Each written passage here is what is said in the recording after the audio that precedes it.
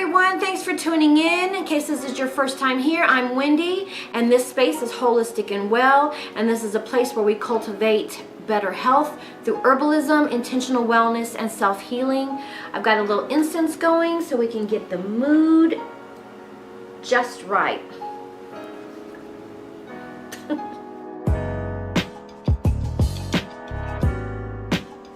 Alright, so today's video was a requested topic, and it's about CBD. Now, CBD is a little bit complex, and I don't like to just give yes or no answers.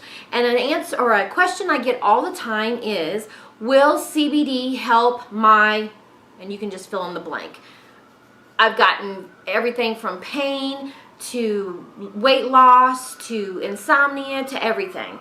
So today what we're going to be talking about is, will CBD help my chronic illness? Now, this is going to be a 3-part series. And I'm going backwards a little bit because I feel like it's really important for you to understand how your body works with CBD so that you're able to make an informed decision of whether or not CBD is for you. So let's get busy. We're going to start with the endocannabinoid system, ECS for short. A lot of things that you read will have it listed as ECS for short.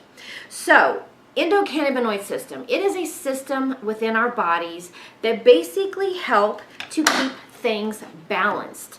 It helps with homeostasis. And that just means that it helps your body stay balanced and well. Now, all mammals, birds, reptiles, fish, everybody basically that's living and breathing on the planet has an endocannabinoid system. And of course, it's going to vary a little bit depending on the type of creature that you are. We might not have the same receptors, but we do have that system. And it does help with keeping the homeostasis and the balance in check. Now, the research is only about 3 or 4 decades old about the endocannabinoid system. We've had it, but in the 80s and 90s, when there began to be a lot of research on marijuana and cannabis, they discovered this system and how this system interacts with THC.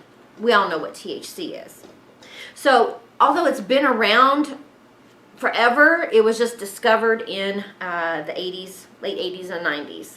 Now, the endocannabinoid system basically helps with your immune system. It helps with pain. It helps regulate sleep. It helps regulate hormones. It does a lot of stuff. So that's what the ECS is. Now, within the endocannabinoid system, there are receptors. Kind of like if you're cooking, you turn on the stove or the burner and heat happens. So kind of think of receptors like that. Now, there are lots of different receptors, but the ones that they really have researched are called CB1 and CB2. Now, I'm telling you all of this, again, for your understanding, and I'm trying to keep it super simple because it's super in-depth. And I'm going to have some resources in the description for you to go do some research on your own. So the CB1 receptors primarily control and manage your central nervous system. Primarily stuff going on in your brain. Now, there can be some other places within your body that CB1, there will be some CB1 receptors, but primarily in your brain. And then CB2 is going to be primarily in your immune system. And again, there are some others placed throughout the body, but primarily within your immune system. So then that kind of gets us to what happens when the balance is disrupted, and that's called an endocannabinoid deficiency. So what happens is that, and I'm going to go into a little bit more depth in part 2, so that's the information on the receptors. So what happens when there is an endocannabinoid deficiency, and again, that's going to be an imbalance that's usually due to crappy sleep, crappy diet, not moving, as well as not being able to manage your stress. Now, does that sound familiar? Now, if you go back to, it might be episode 2, and I'm going to put the link up above, is we talked about the 4 pillars of health. this goes right back in, and we've gone full circle. So the endocannabinoid system is directly impacting those 4 pillars of health. I think it's amazing that our system is able to manage and keep us balanced like that, and that external environmental stuff, as well as lifestyle behaviors, and sometimes a little bit of genetics gets us off kilter.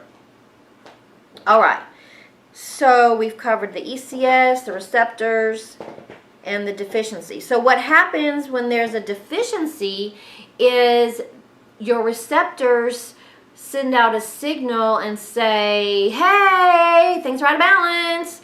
And that's when endocannabinoids, ENDO, come naturally from your body to get things rebalanced.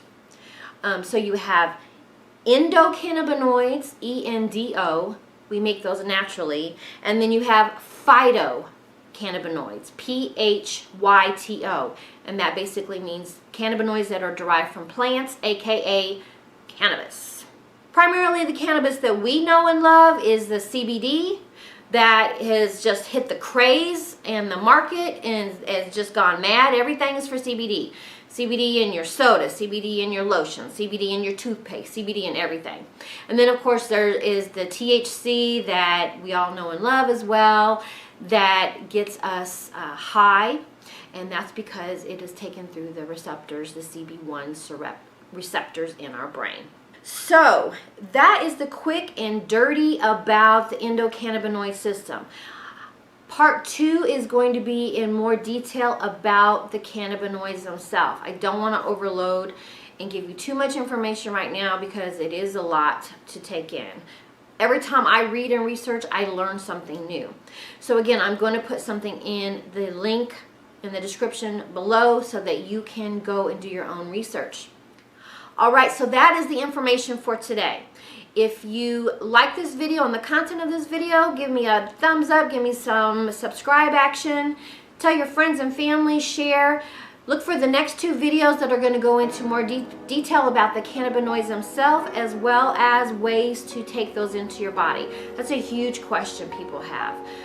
So I will go into that in more depth in the next 2 videos. So I appreciate you being here. You could be anywhere in the world, but you're hanging out here with me, and I truly appreciate it. So until next time we hang out together, you stay holistic and well. Take care. Bye-bye.